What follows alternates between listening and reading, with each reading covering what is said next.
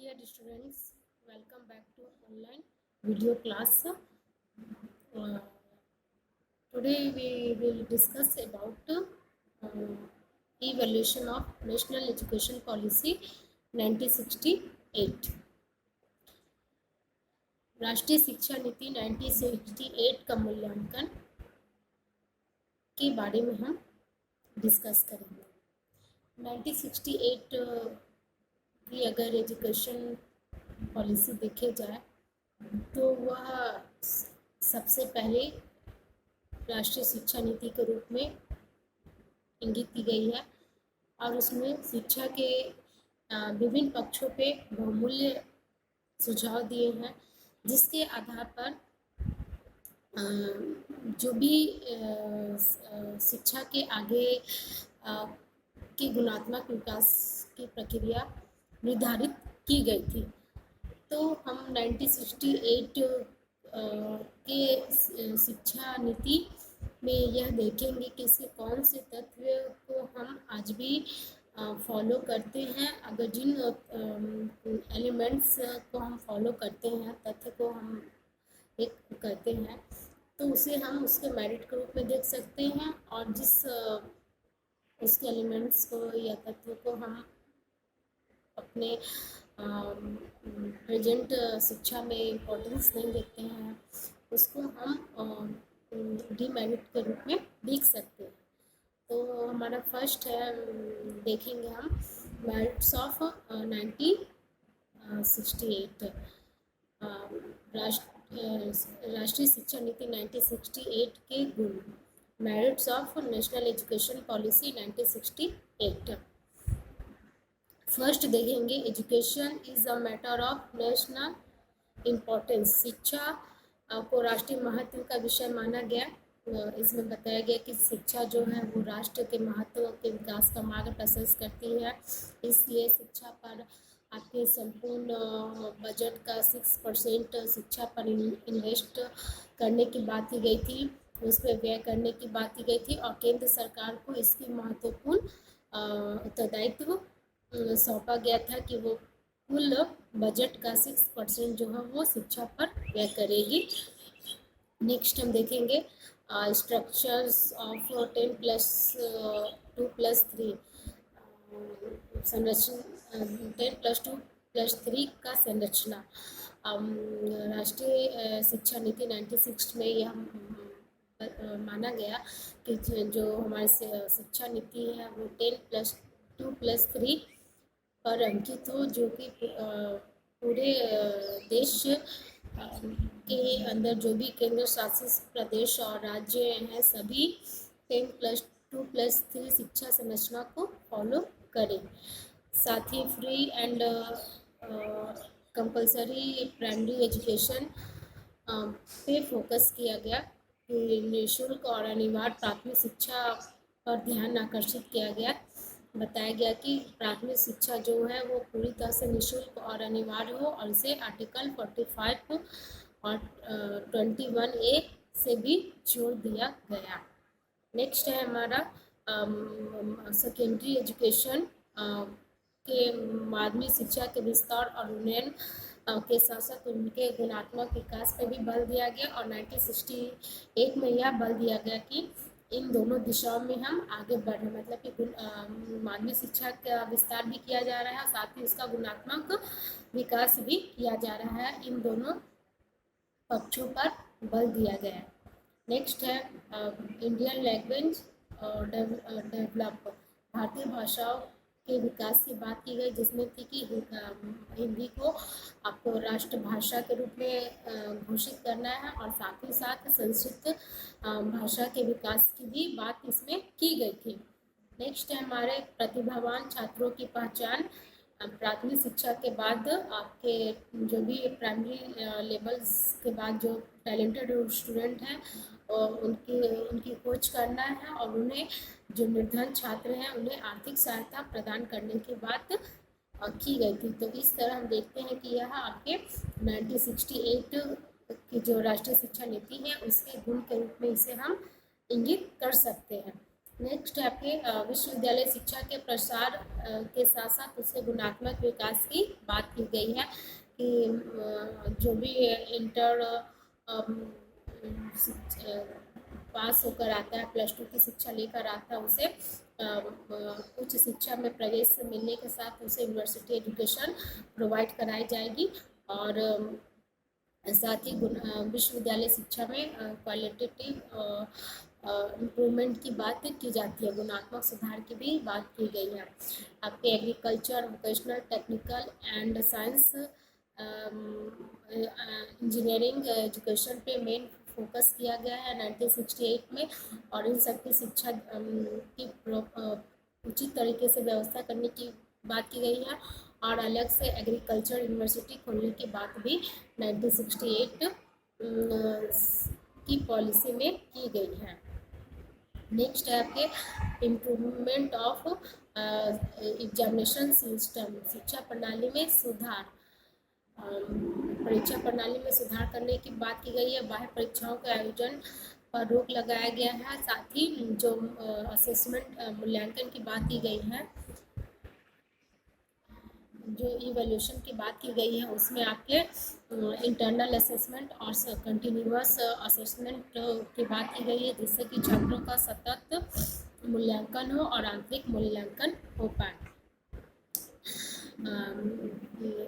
शिक्षकों के लेवल्स को उठाने की बात की गई है, जिसके लिए शिक्षकों के लिए ट्रिपल बेनिफिट्स प्रोग्राम प्रोवाइड कराने की बात की गई है। साथ ही उनके सेवा शर्तों में सुधार किया गया है और शिक्षा के तरफ आकर्षित करने के लिए उनके वेतनमान में सुधार किया गया है कि जो शिक्षा के क्षेत्र में शिक्षक बनना चाहते हैं, मतलब जो टीचर्स को प्रोफेशन के रूप में अपनाने के लिए इस प्रोफेशन में सैलरी और जो भी अदर्स फैसिलिटी होते हैं गवर्नमेंट जॉब में, वो सारे फैसिलिटी टीचर प्रोफेशन में भी देने की बात नेशनल एजुकेशन पॉलिसी 1968 में की गई है। साथ ही मॉडर्नाइजेशन ऑफ इंडियन सोसाइटी की बात की गई है। भारतीय समाज के आधुनिकीकरण की बात की गई है, जो शिक्षा के द्वारा किया जा सकता है और छात्रों को वैज्ञानिक सोच उत्पन्न करने और नागरिकों के जीवन स्तर को ऊंचा उठाने के लिए विभिन्न क्षेत्रों में विज्ञान एवं तकनीकी के प्रयोग पर बल दिया गया है। और इसे स्वीकार करने से इससे देश का आर्थिक विकास हो सकेगा, वो इकोनॉमिक रूप में डेवलप हो पाएगा। इस तरह से उन्होंने शिक्षा के द्वारा भारतीय समाज के आधुनिकीकरण पर बल दिया गया है। नेक्स्ट है कि शिक्षा सभी को समान रूप से शिक्षा प्राप्त करने के अवसर दिए जाए, इसके लिए शैक्षिक अवसरों की समानता पर बल दिया गया है, जिसमें ST, SC, OBC, साथ ही जो भी डिसेबल चाइल्ड हैं सभी को शिक्षा देने की बात की गई है। डिसेबल चाइल्ड के लिए अलग से स्कूल्स खोलने की बात की गई है। और साथ ही साथ कोई भी व्यक्ति किसी भी तरह से निरक्षर न रहे, यह भी देखा गया। इसके लिए एडल्ट एजुकेशन की व्यवस्था की गई है, जिससे कि भारत की साक्षरता लिटरेसी में वृद्धि हो। नेक्स्ट है आपके विज्ञान शिक्षा और वैज्ञानिक शोधों पर विशेष बल देने की बात की गई है। इसके लिए स्कूली शिक्षा पर 10 वर्षीय शिक्षा पर आपके सभी बच्चों के लिए विज्ञान और मैथ्स की शिक्षा को कंपलसरी बनाया गया है और आगे जाके जो विज्ञान के क्षेत्र में रिसर्च कार्य को बढ़ावा देने की बात की गई है। तो इस तरह से हम देखते हैं कि नेशनल एजुकेशन पॉलिसी 1968 में शिक्षा को राष्ट्रीय विषय शिक्षा को राष्ट्रीय महत्व का विषय माना गया है। फ्री एंड कंपल्सरी एजुकेशन की बात की गई है। स्ट्रक्चर ऑफ 10+2+3 की बात की गई है। आइडेंटिफाई टैलेंटेड स्टूडेंट की बात की गई है। यूनिवर्सिटी एजुकेशन को डेवलप करने की बात की गई है। इस तरह साथ ही equal opportunity equality of educational opportunity will be achieved. ये सारे चीज़ों पे फोकस करके उन्होंने शिक्षा के विभिन्न पक्षों पर बल दिया है। तो यह इससे हम देखते हैं कि यह जो पक्ष है जिन पर बल दिया गया, ये सारे आपके नेशनल एजुकेशन पॉलिसी 1968 की विशेषता के रूप में है। अब नेक्स्ट हम देखेंगे demerits of 1960 national education policy 1968, राष्ट्रीय शिक्षा नीति 1968 के दोष। फर्स्ट है, इस नीति में केंद्र और राज्य सरकारों का शैक्षिक उत्तरदायित्व तो निश्चित किए गए, परंतु ऐसे किसी भी अधिनियम की बात नहीं की गई जिससे उन्हें अपने उत्तरदायित्व को निर्वाह के लिए बाध्य किया जा सके। तो इसका परिणाम यह हुआ कि अपनी अपनी ढपली और अपना अपना राग जो चल रहा था, कि मतलब हम उत्तरदायित्व तो दे दिए हैं, परंतु जो उत्तरदायित्व निश्चित किए हैं उसके लिए किसी भी अधिनियम की बात नहीं करते हैं, जिससे वे अपने उत्तरदायित्व को पूरी तरह से ईमानदारी से निर्वाह कर सके। तो इस तरह से ये जो बात की गई वो सही और परोक्ष तरीके से सही मायने में नहीं बताए गए, उसके लिए कोई अधिनियम का प्रावधान नहीं किया गया। नेक्स्ट है, प्रथम 10 वर्षीय शिक्षा के लिए जिस आधारभूत पाठ्यचर्या के निर्माण की बात कही गई वह अति विस्तृत है और ऊपर से कार्यानुभव एवं राष्ट्र सेवा कार्यों की अनिवार्यता ने उसे बढ़ा दी कर बोझिल बना दिया था। जहां यह लागू कर दी गई, छात्र उसको बोझ से दबते जा रहे थे। नेशनल एजुकेशन पॉलिसी 1968 में जो 10 वर्षीय स्कूली शिक्षा थी, उसको आपको कोर करिकुलम के डेवलप करने की बात की गई, साथ ही उस पर वर्क एक्सपीरियंस और सोशल सर्विस के कार्यों को भी जोड़ दिया गया। तो जिससे क्या था, जो करिकुलम था वो बहुत वास्ट हो गया और उससे जो स्टूडेंट्स वो उसके नीचे दबते चले आ रहे थे, उनके ऊपर उसका बोझ बढ़ता गया। तो यह भी एक तरह से यह राष्ट्रीय शिक्षा नीति 1968 का एक बहुत बड़ा दोष के रूप में है। नेक्स्ट है माध्यमिक स्तर पर जो त्रिभाषा सूत्र लागू करने की बात की गई थी, वह पूरी तरह से अपने आप में दोषपूर्ण थी, क्योंकि प्रारंभ में त्रिभाषा सूत्र का निर्माण पूरे देश में राष्ट्रभाषा हिंदी की शिक्षा अनिवार्य करने के उद्देश्य से किया गया था।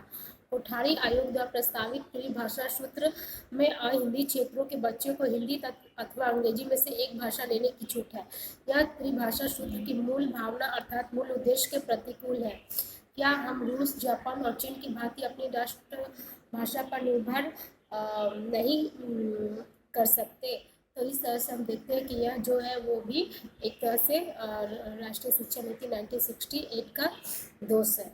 नेक्स्ट है, कार्यानुभवों के लिए जिन ट्रेंडों की सूची तैयार की गई थी, पहली बात तो यह है कि उसके लिए अतिरिक्त धन की आवश्यकता हो गया, जिसे सरकार बजट बढ़ाने के बाद भी नहीं जुटा सकती। और दूसरी बात यह थी कि उन्हें सरलता से सुलभ भी नहीं कराया जा सकता था। फिर इसे जहाँ शुरू किया गया वहाँ कच्चे माल की बर्बादी के अतिरिक्त और कुछ भी हाथ में नहीं लगा। तो इस तरह से हम देखते हैं यह भी 1968 का एक बहुत बड़ा दोष है। नेक्स्ट है, इस राष्ट्रीय शिक्षा नीति में उच्च शिक्षा के द्वारा सभी इंटर पास छात्र के लिए खोल दिए गए। परिणाम यह हुआ कि महाविद्यालयों और विश्वविद्यालयों में, कॉलेज और यूनिवर्सिटी में छात्रों के प्रवेश का दबाव बढ़ा, जिससे छात्र अनुशासनहीनता बढ़ी, छात्र आक्रोश बढ़ा, शिक्षित बेरोजगारी की संख्या बढ़ी और कुल मिलाकर देखा जाए तो समय, शक्ति और धन का अपव्यय हुआ। टाइम, पावर एंड मनी तीनों का वेस्टेज हुआ। तो इस तरह से देखते हैं कि 1968 में जो बताया गया कि विश्वविद्यालय शिक्षा के लिए सभी का प्रवेश के द्वार खोल दिए जाए, जो इंटर पास है वो सभी आ सकते हैं। तो इस तरह से खोलने से छात्रों की संख्या बढ़ी, जिससे छात्र अनुशासनहीनता बढ़ी, छात्र आक्रोश बढ़ा और शिक्षित बेरोजगारी की समस्या, इस तरीके से समस्याएं भारतीय शिक्षा में उत्पन्न होना स्टार्ट हो गई। नेक्स्ट देखेंगे impact of national education policy 1968, राष्ट्रीय शिक्षा नीति 1968 का प्रभाव। राष्ट्रीय शिक्षा नीति 1968 जो है वो देश की पहली राष्ट्रीय शिक्षा नीति थी, जिसमें संपूर्ण देश के लिए शिक्षा नीति की घोषणा की गई। इस नीति का सर्वप्रथम प्रभाव यह पड़ा कि केंद्र और राज्यों के शिक्षा बजटों में बढ़ोतरी हुई। दूसरा प्रभाव यह पड़ा कि देश में 10+2+3 शिक्षा संरचना स्वीकार की गई। यह बात दूसरे के प्रांतों में इसे कुछ अपने अपने तरीकों से लागू किया गया। NCERT को प्रथम 10 वर्षीय शिक्षा के आधारभूत पाठचर्या निर्माण का कार्य मिला और कुछ प्रांतों में इस आधार पर प्रथम 10 वर्षीय पाठ्यचर्या का निर्माण भी किया गया और इसे लागू भी किया गया, परंतु कुछ प्रांतों में +2 पर व्यावसायिक पाठ्यक्रम शुरू कर दिए गए।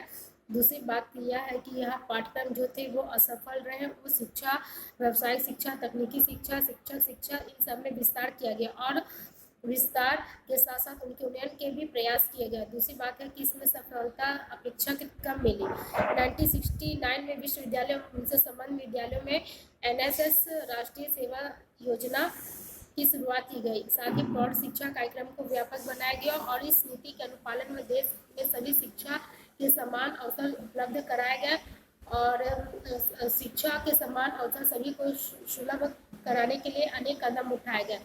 और इस नीति की सबसे बड़ा बात तो यह है कि इस नीति के बाद जो राष्ट्रीय शिक्षा नीति 1986 घोषित की गई, उसमें मूल रूप से इसी शिक्षा नीति का अनुमोदन किया गया, उसी पर मोहर ठोकी गई और इसमें जो कुछ नया है वह नीति संबंधी नहीं, रीति संबंधी है। इसका कार्य योजना 1986 और कार्य योजना 1992 है। तो 1968 है जो राष्ट्रीय शिक्षा नीति 1986 और 1992 का मूल रूप से इसी को का अनुमोदन किया गया। इसी से सारे 1986 और 1992 का प्रारूप इसी के आधार पर तैयार किया गया है। अगर कुल मिलाकर कहा जा सकता है कि राष्ट्रीय शिक्षा नीति 1968 में तो वादे बड़े अच्छे से किए गए थे, परंतु उन वादों को पूरा करने के लिए ना तो योजना तैयार की गई और न उनके लिए पर्याप्त धनराशि की व्यवस्था की गई। संसाधनों के अभाव में इस नीति का ईमानदारी से पालन नहीं हो पाया और एक दूसरे पर दोषारोपण अधिक और उपलब्धियां अपेक्षाकृत कम प्राप्त हुई, परंतु यह नीति देश के अनुकूल रही। यही कारण कि राष्ट्रीय शिक्षा नीति 86 में भी इस नीति को समर्थन दिया गया और नेशनल एजुकेशन पॉलिसी 1968 और नेशनल एजुकेशन पॉलिसी 1986 में जो थोड़ा अंतर दिखाई पड़ता है वह केवल भाषाई अंतर है और डिग्री का अंतर है। तो इस तरह से हम देखते हैं कि जो भी आपके शिक्षा नीति तैयार की गई थी 86 और 92, ये 68 पे ही फोकस करके बनाया गया है। इस तरह से इसके जो कुछ महत्वपूर्ण है जिसमें कि शिक्षा को राष्ट्रीय विषय, शिक्षा को राष्ट्रीय विषय माना गया और 6% व्यय करने की बात की गई। इस तरह से हम देखते हैं कि राष्ट्रीय शिक्षा नीति 1968 देश का पहला शिक्षा नीति है। इसी के आधार पे अन्य सभी शिक्षा नीतियों का निर्धारण किया गया।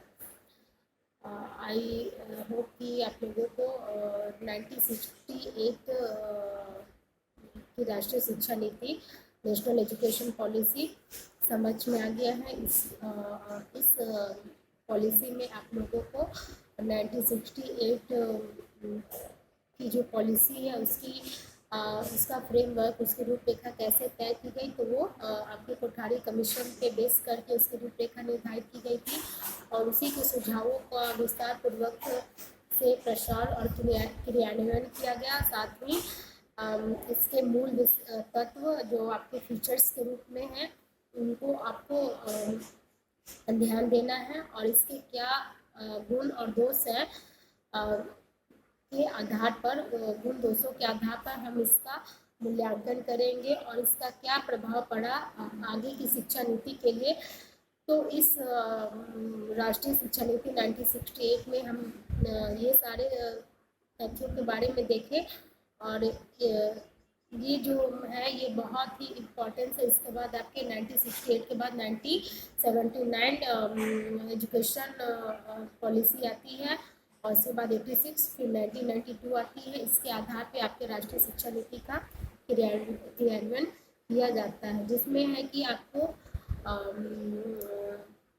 शिक्षा के मूल तत्वों पर ध्यान दिया गया है और साथ ही आपके क्वालिटेटिव इम्प्रूवमेंट की बात की गई है।